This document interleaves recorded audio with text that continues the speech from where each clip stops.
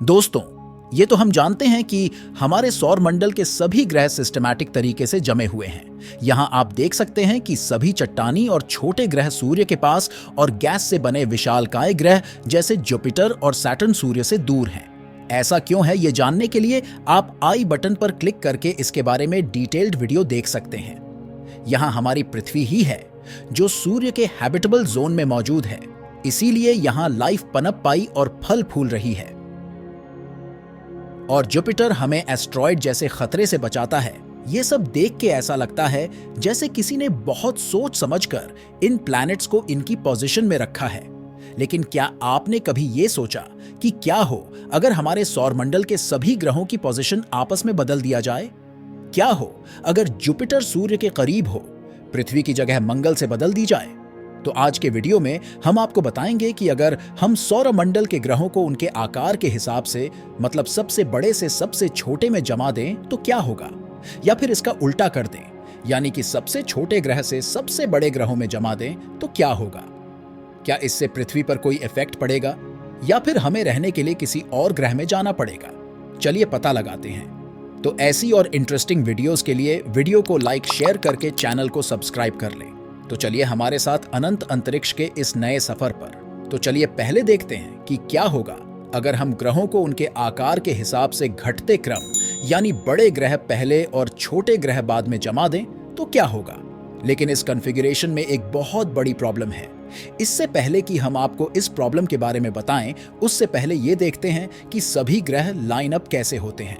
Jupiter हमारे सौरमंडल का सबसे बड़ा ग्रह है। अगर हम सोलर सिस्टम के सभी ग्रहों को मिला भी दें तो भी जुपिटर उससे 2 गुना मैसिव होगा। तो अगर हम जुपिटर को उसकी पोजीशन से मर्क्यूरी की पोजीशन में ले आएं तो सूर्य से इसकी दूरी इसकी ओरिजिनल दूरी का मात्र 10वां भाग रह जाएगी। अब आप सोच रहे होंगे कि क्या ऐसा पॉसिबल है?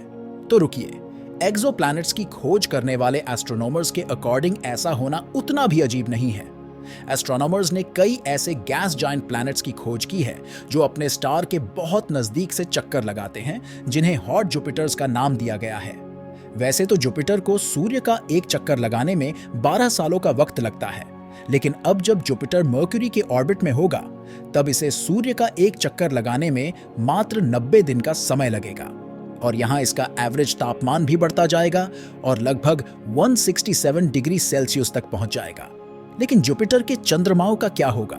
गैनीमीड, कैलिस्टो और यूरोपा जैसे चंद्रमा जिन पर बर्फ की मोटी चादर है, इनकी बर्फ पिघलने लगेगी और पहली बार इनकी सतह के नीचे मौजूद समुद्र दिखाई देगा। लेकिन ये ज्यादा समय के लिए नहीं रहेगा, क्योंकि सूरज से आने वाली बहुत ज्यादा गर्मी के कारण पानी भाप बनकर उड़ जाएगा।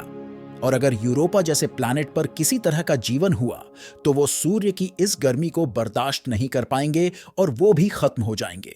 तो अब वीनस के ऑर्बिट में होगा सोलर सिस्टम का दूसरा सबसे बड़ा ग्रह सैटर्न।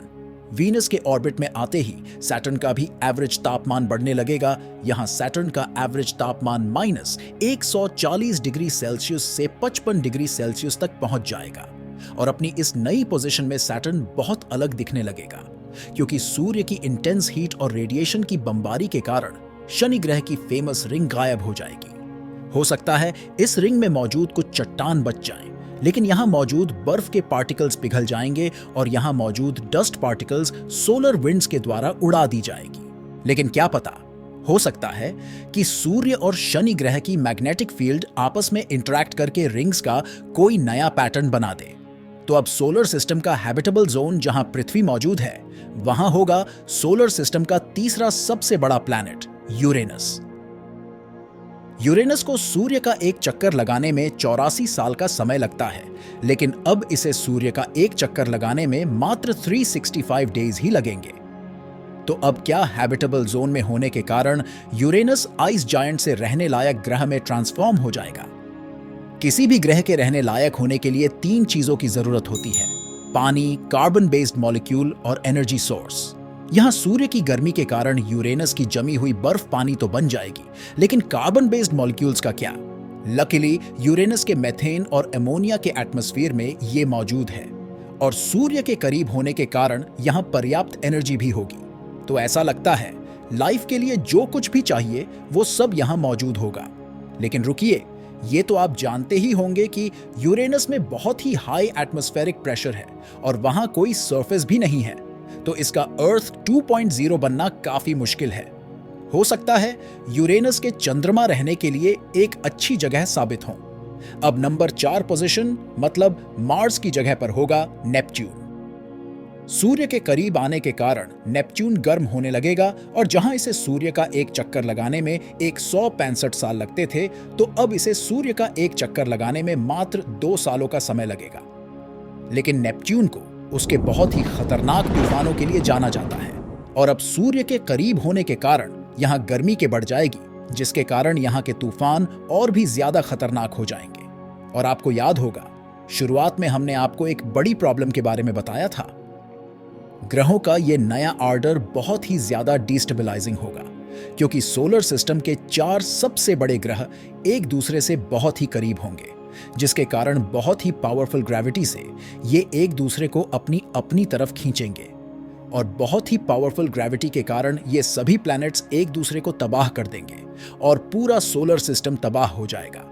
और अगर ऐसा ना भी हो तो भी हमारे साथ कुछ बहुत ही खतरनाक चीजें होंगी इस नए सोलर सिस्टम में। इस नए प्लैनेट ऑर्डर में पृथ्वी 5वें नंबर पर होगी, जिसके आगे होगा नेपच्यून और पीछे वीनस।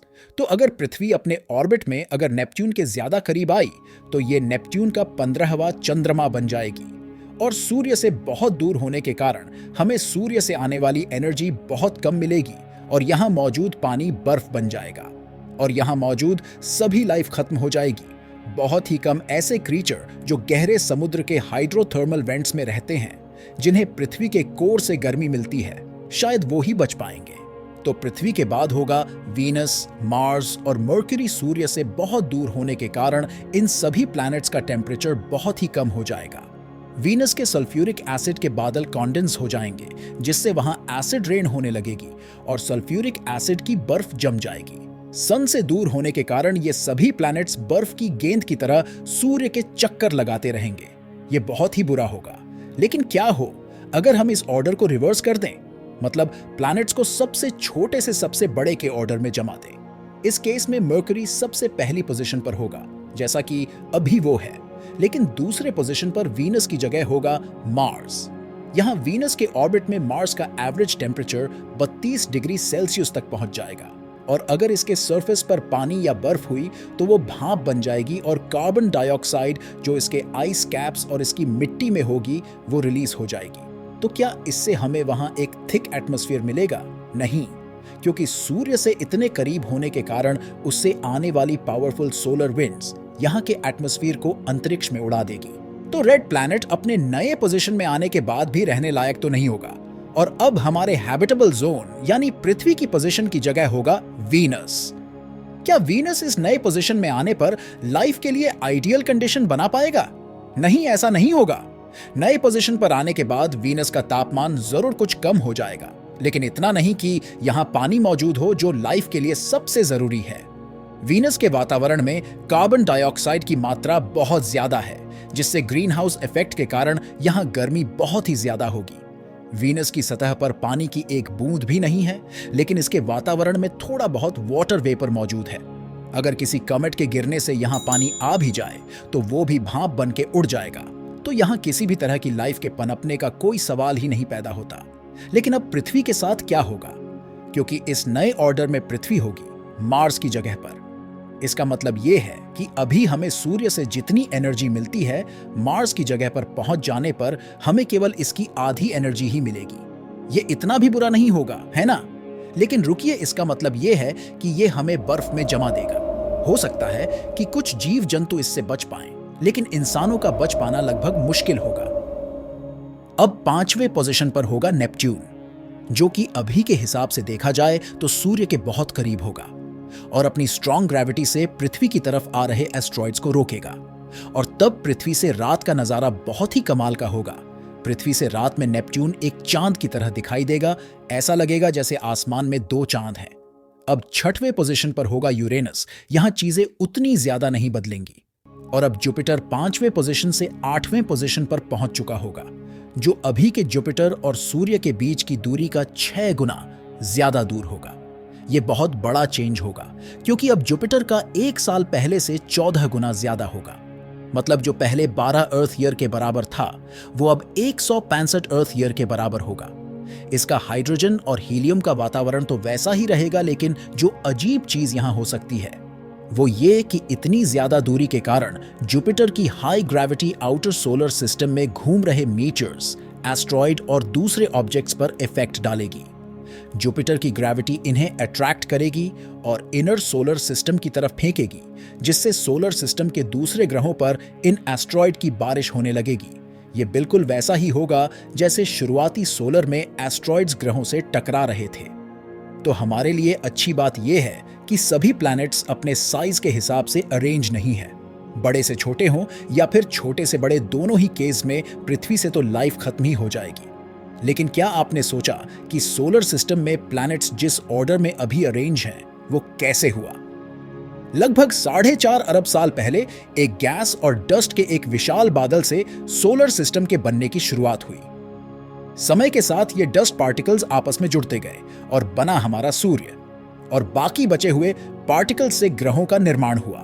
लेकिन इसके बाद भी बहुत मात्रा में गैस और डस्ट बची रही, जिससे एक डेंस रोटेटिंग डिस्क बन गई।